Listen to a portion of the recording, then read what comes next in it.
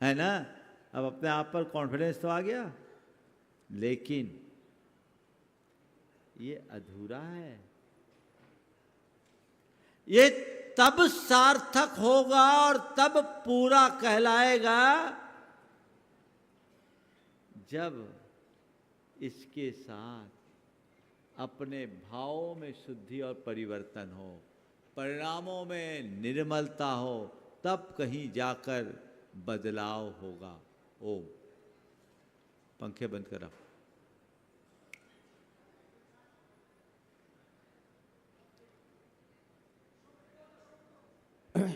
ओम। हाँ बोल दर। तब कहीं जाकर के परिवर्तन होगा। अब आज आप लोग तय कीजिए कि अब मैंने जो इन 10 दिनों में आराधा है, इसे अपने जीवन की स्थायी संपत्ति बनाऊंगा। कई ऐसे लोग भी हैं जो 10 दिन तक तो उपवास खूब करते हैं, 11वें दिन पारना भी होटल में जाकर करते हैं। कईयों की हो भी गई होगी। भाई, जब 10 दिन तुम्हारा संयम है तो 11वें दिन भी हो सकता है। हो सकता है कि नहीं? आज आप लोग 4 बातों को साथ में लेके जाइए। इस 10 दिन के आराधना के फल में आप लोग कुछ चाहते हो कि नहीं चाहते हो? हाँ, क्या चाहते हो? 10 दिन की इस आराधना का फल क्या चाहते हो? सबसे पहला फल, मेरी धर्म श्रद्धा बढ़े। क्या फल चाहो? मेरी धर्म में श्रद्धा और बढ़े। कल तक मैं जितना धार्मिक कार्यों में रुचि रखता था, अब मेरी अभिरुचि और बढ़े। जो काम मैं नहीं करता था वो काम मैं और करूं। मेरी धर्म श्रद्धा प्रगाढ़ से प्रगाढ़तर बने। ये मनोभाव अपने मन में जगाओ। दूसरी बात, अपने मन में जिस किसी के प्रति वैर विरोध है उसका त्याग करो, क्षमा करो, भाव शुद्धि को बढ़ाने का भाव जगाओ। तब तो उपवास का फल है। एक बार ऐसा हुआ, एक सज्जन ने 16 कारण के 16 उपवास किए और पारना का बड़ा आयोजन किया, निर्जल उपवास। और पारना में सबको बुलाया, अपने सगे भाई को नहीं बुलाया।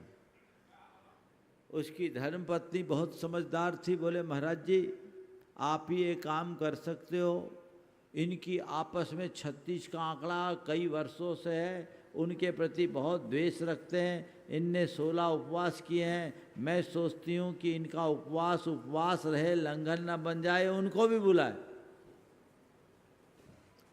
मैंने उसको बुलवाया। जैसी बात छेड़ी, बोले महाराज उसका नाम मत लो, उसका नाम सुनते ही मेरे अंदर आग लग जाती। बोले अगर तेरे अंदर ऐसी आग लगी तो तू स्वाहा होगा। तूने 10 दिन इतना बड़ा पुरुषार्थ किया, इतनी बड़ी तपस्या की, और 10 दिन की इस तपस्या में तेरी ये कषाय नहीं गली, तेरे मन का ये बैर नहीं धुला, तो इस उपवास को धिक्कार है। अपने अंदर बदलाव ये आना चाहिए।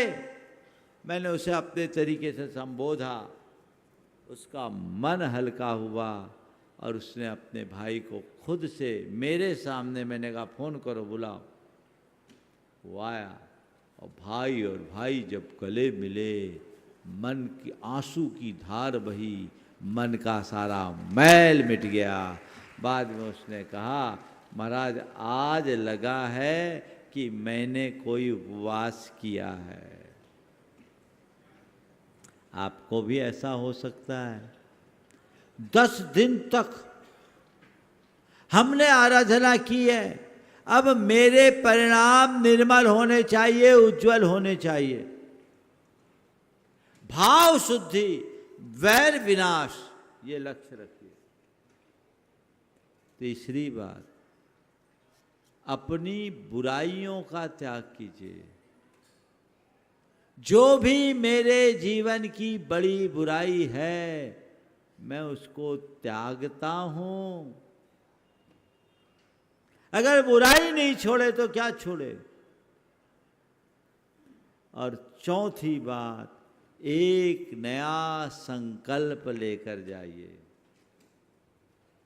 कोई एक नया शुभ संकल्प जो वर्ष भर आपकी प्रेरणा बन सके। यदि ऐसा आप करेंगे तो वो आपके जीवन की बेहतरी का आधार बनेगा।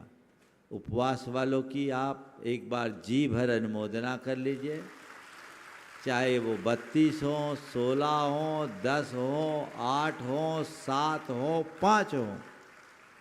एक बार पुनः जोरदार जोरदार अनुमोदना। और जितने हैं प्राय सबने एकासन किए। आपने भी 10 दिन धर्म की आराधना की है, तो आपने यदि धर्म की आराधना की है तो आप भी अपने जीवन में इन चारों बातों को आत्मसात करें, जीवन सार्थक होगा।